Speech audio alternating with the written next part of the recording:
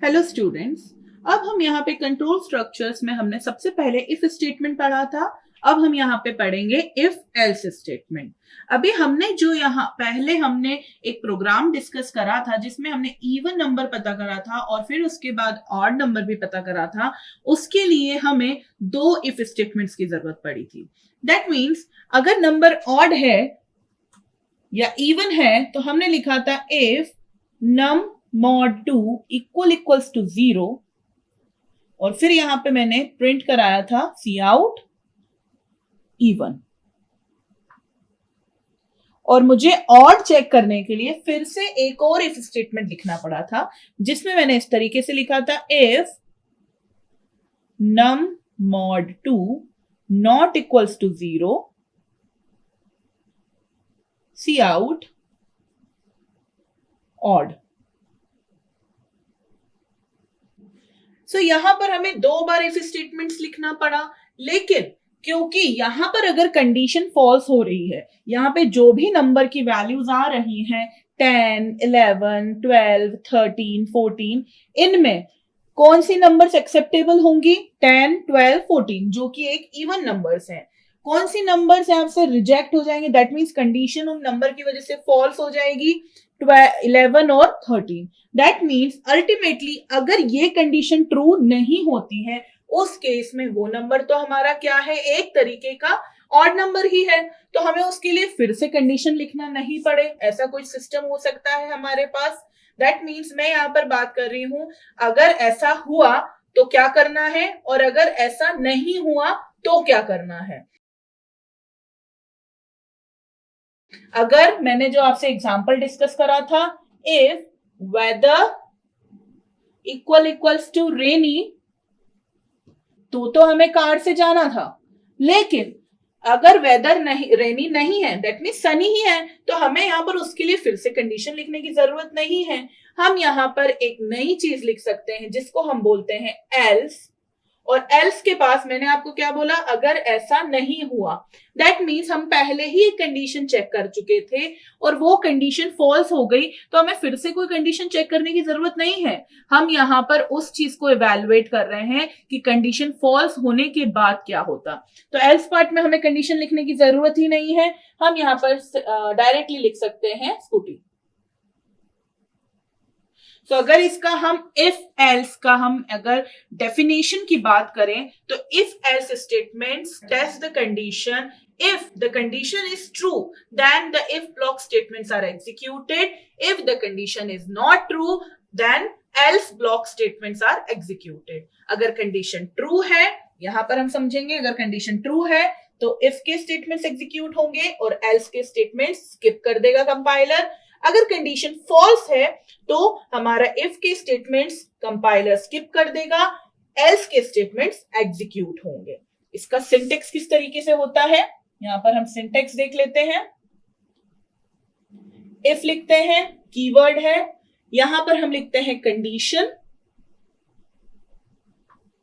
इस कंडीशन के अंदर हम लिखते हैं इफ के स्टेटमेंट्स। एल्स में कोई भी कंडीशन लिखने की जरूरत नहीं है हमें। अगर हम लिखते हैं तो ये एक तरीके की सिंटैक्टिकल एरर होगी और ये एल्स का ब्लॉक होता है। दैट मीन्स यहां पर कंपाइलर अगर कंडीशन ट्रू है तो ये एग्जीक्यूट होंगे और ये हमारे स्किप हो जाएंगे।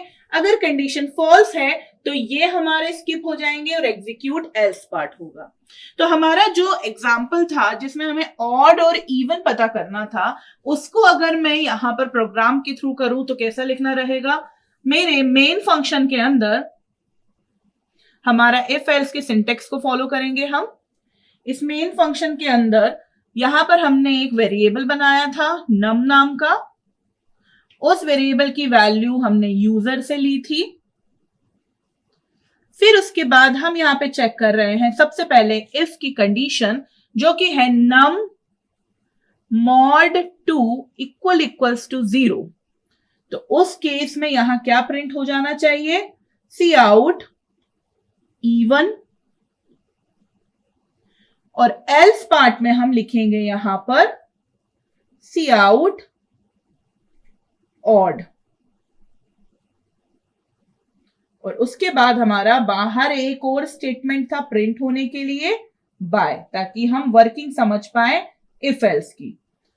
तो इस तरीके से हम हमारे प्रोग्राम को, जो हमारा ऑड और इवन का प्रोग्राम था, इस अरेंजमेंट में हम इफ एल्स में रख सकते हैं उसे। अगर इसका हम फ्लो चार्ट समझे तो ज्यादा डिटेल में समझ आएगा। यहां से हमारे पास एक नंबर मिला, उस नंबर की वैल्यू हमने फॉर एग्जांपल अभी 10 दी है।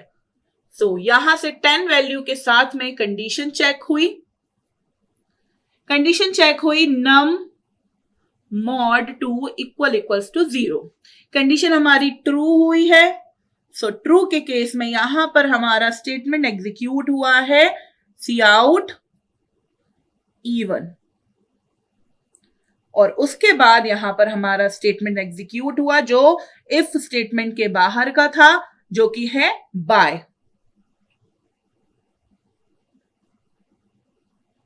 फाइन। और फिर उसके बाद हमारा यहां पर एंड हो गया प्रोग्राम। लेकिन फॉर एग्जाम्पल यहां पे 10 ना देकर हमने यहां पर वैल्यू दी है नम की 11, तो उसके केस में फ्लो चार्ट किस तरीके से जाएगा? यहां पर कंडीशन चेक हुई, कंडीशन हमारी हो गई फॉल्स। सो फॉल्स के केस में यहां से हम गए, फॉल्स का केस हम अलग तरीके से बना देते हैं यहां पर, और फॉल्स के केस में स्टेटमेंट हमारा एग्जीक्यूट हुआ है सी आउट ऑड, और फिर उसके बाद हम चले गए हैं, हमारा जो बाहर का स्टेटमेंट था बाय, वही प्रिंट हुआ। दैट मीन्स ट्रू के केस में फॉल्स वाला पार्ट हमारा स्किप हो गया, फॉल्स के केस में ट्रू वाला पार्ट हमारा स्किप हो गया। दोनों ही केसेस में जो इफ एल्स के बाहर का स्टेटमेंट था बाय स्टेटमेंट, वो एग्जीक्यूट हुआ है। तो ये वर्किंग है हमारे इफ एल्स की। चलिए इसको हम प्रैक्टिकली इंप्लीमेंट करते हैं।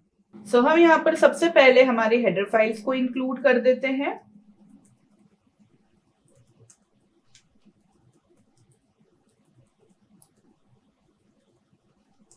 उसके बाद हम यहां पर हमारा मेन फंक्शन बनाएंगे, जिसके अंदर हमने वेरिएबल बनाया एक नम नाम का, जो कि है एक इंटीजर टाइप का। उसके बाद हम क्लियर स्क्रीन फंक्शन का यूज कर रहे हैं। फिर हमने एक सी आउट का यूज करा, जिसमें हम लिख रहे हैं एंटर अ नंबर।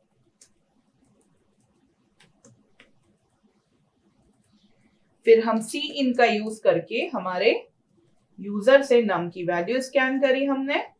उसके बाद हमने यहाँ पे लगाया एक इफ स्टेटमेंट, जिसमें हम चेक कर रहे हैं नंबर मॉड 2 इक्वल्स टू 0। तो उस केस में यहां पर सी आउट होना चाहिए नंबर इज इवन,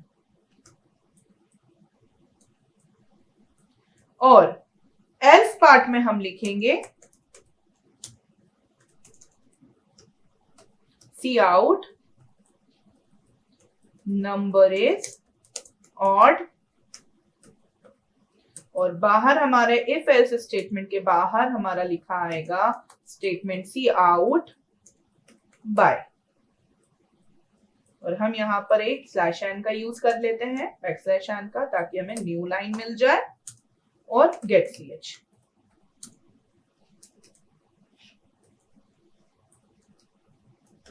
इसको हम सेव कर देते हैं, कंपाइल करते हैं, नो एरर्स, रन करते हैं।